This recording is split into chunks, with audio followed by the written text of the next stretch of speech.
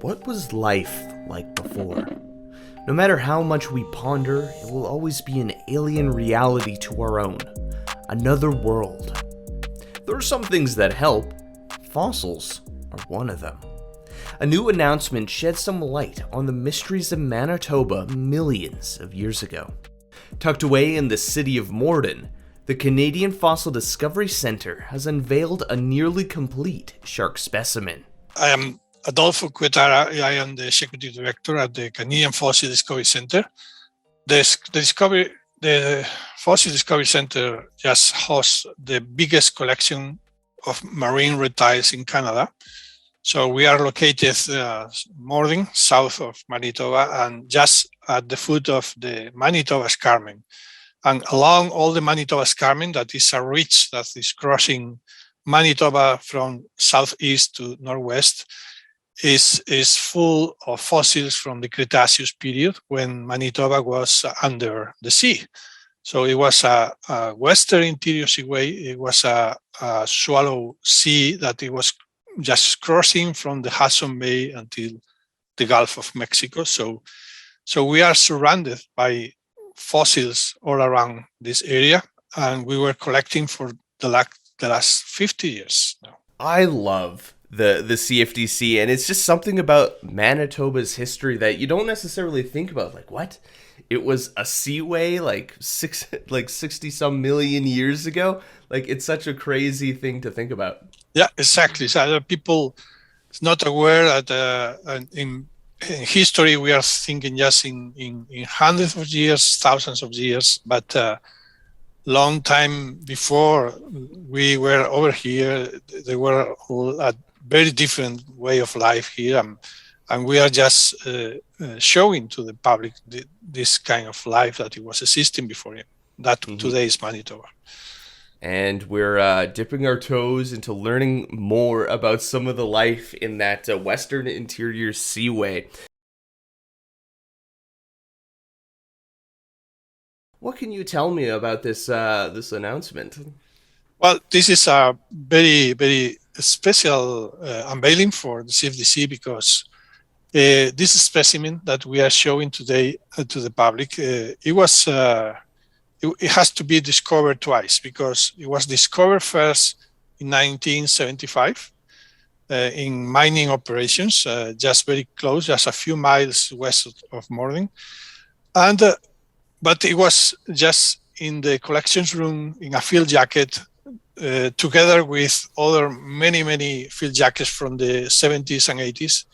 And it was not until 2012 that the crew working in the back just decided to start opening some few jackets, and they realized that in this jacket was something different. It was not a mosasaur, not a fish, not a bird.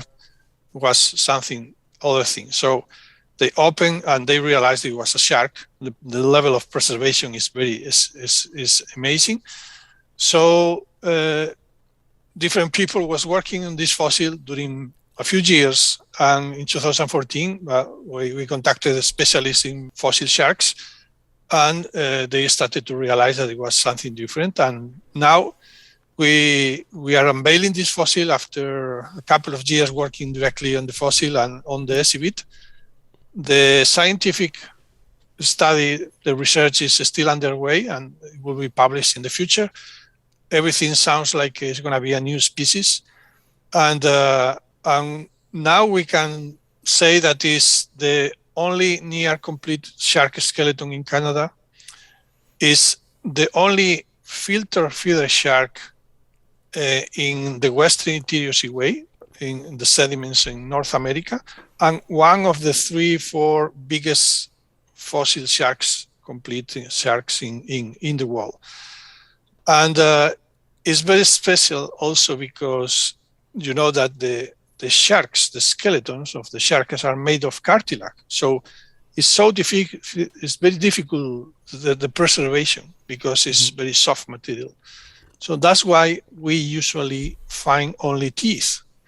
And many species, shark species, sting sharks are defined by the shape of the teeth or the size, because it's the only thing that we are finding. In this case, we have a near complete shark with no teeth. So it's the opposite. So, and the reason is because it's a filter feeder shark. These sharks that were like the whale shark, that were just swimming, open mouth, filtering plankton, small critters. So everything is special about this specimen. I just remember volunteering at the CFDC and, seeing people work on it in the back room, and there's always speculation around, how could the shark not have its teeth? Because, usually that's the only thing that you find, the teeth of a shark. And it's really, really cool to hear this announcement that it's a new species and a potential filter field feeder. It's just so cool. What is this exhibit going to look like? Well, the exhibit is pretty spectacular. It's big. We just commissioned a special reconstruction, in-life reconstruction, a drawing to Julia Sottoni. It's a famous Canadian paleoartist, and is probably the best paleoartist in Canada. And he drew for us a very nice landscape where with the shark and all the critters that were living at that time. So this is a backlit print, huge, and with a poster and all the shark that you can see the fossil through the glass in very, very close, just 1 feet from you, and you can appreciate all the details and all the level of preservation that the shark has. This is a great announcement, a really cool finding, but it isn't the only cool thing that you can see at the CFDC. What are some other exhibits currently available that people can come and witness? We have our ambassador is everybody knows Bruce. Bruce is the biggest skeleton of a mosasaur in display in the world. We have the world record, the world Guinness record, and this is in exhibit, and you can see a reconstructed replica just hanging from the ceiling, in complete replica of the skeleton. But you can see just underneath in glass cabinets all the original bones that from this specimen. So you can see, you can compare the original bone with where it's located in the whole skeleton in the replica. Is just close by Susie. Is another mosasaur, smaller than this. And you can see also the original bones of Susie. So the mosasaur hall now, with this addition of the shark, is pretty spectacular. It's nothing like this in Canada, and just nothing like this in the whole world. So it's worth a visit.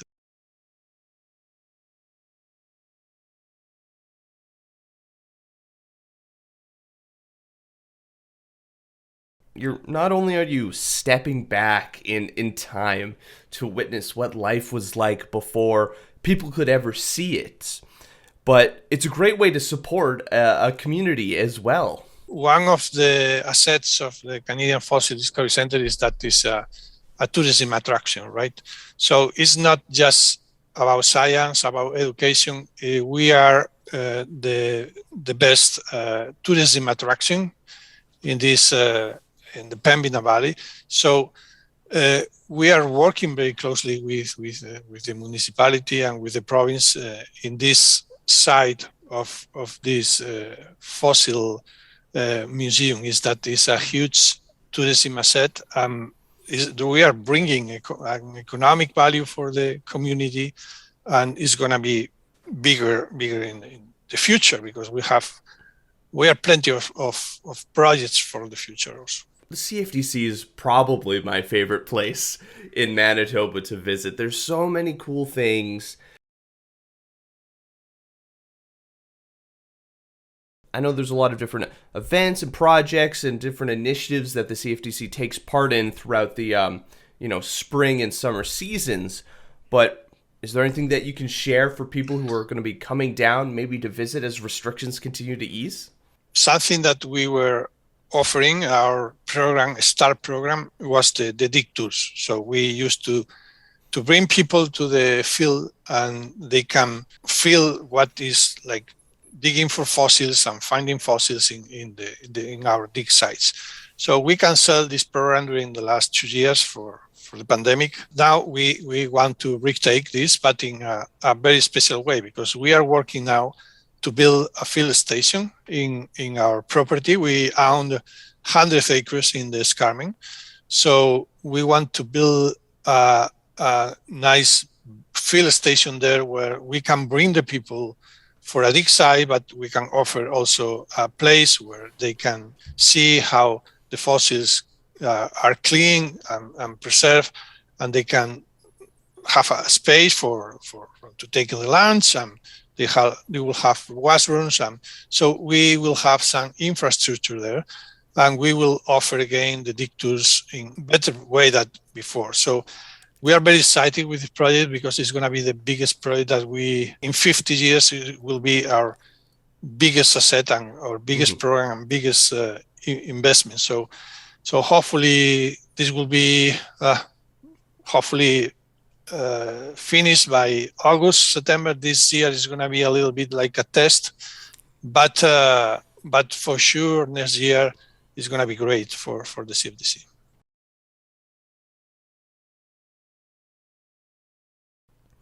I know a cool thing that the CFDC offers is the audio tours, and they're especially useful for individuals where English isn't necessarily their first language, because there's a variety of languages that it's offered in. We have these audio tours, and we are offering right now in English, French, and in Cree language.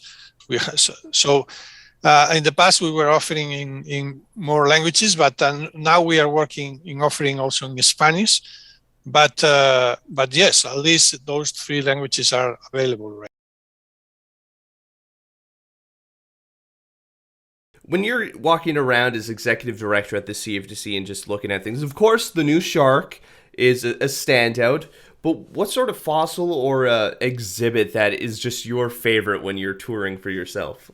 That's a difficult question because everything is pretty amazing, but I feel some special curiosity about, for example, in our property, in our dig sites, we used to find a huge concentration of Hesperornis. Hesperornis was a flyless bird. It was like a penguin with teeth, but with no capacity to fly. So was spending most of his life in the sea. But we are finding a lot of Hesperornis fossils. That means that we probably, this site was located close to the shore of the sea, this interior seaway. But the funny thing is that we are finding mostly legs, but only right legs. It's very difficult to find a left leg of the fossil. So we have a lot of right femurs, right tibias, but almost no left ones. So that has to be an explanation. It's something that is just, ramming my mind all the time because it's very weird. That's funny. One of the fossils that we discovered lately in the lab, our lab technician Jerry Peters was working in microfossils. So he was looking for extremely small fossils surrounding the sediments in the field jacket, surrounding the big fossils, there is shale. So he was passing by the MIA microscope all these sediments, and he found a very special thing, that is the smallest mosasaur vertebra in the world. So we have the biggest mosasaur vertebra in the world. This is one from Bruce. And we have the smaller one. It's 3 millimeters in diameter, only 3 millimeters size. And it's impossible to see what it is if you can't put it under the microscope. So now we can say that we have the biggest mosasaur vertebra, and the smaller mosasaur vertebra was pretty neat. And where can people go to find out more about the CFDC? Well, they can visit our websites. is www.discoverfossils.com. And even in the website, in the top right, they can discover like Safe at Home collections management system. So they can click there and they will open a new website with our collections. So we are just uploading there all the information we have about our collections. At the end, when we finish this year, they will be able to see 1,500 specimens with more than 20,000 fossils and probably around 50,000 photos. So all the information we have in the museum will be available publicly for everyone there. Enjoying the content from You Multicultural? Subscribe so you can stay up to date with everything that we're doing. I'm Ryan Funk. This was You Talk, and have yourself a good one.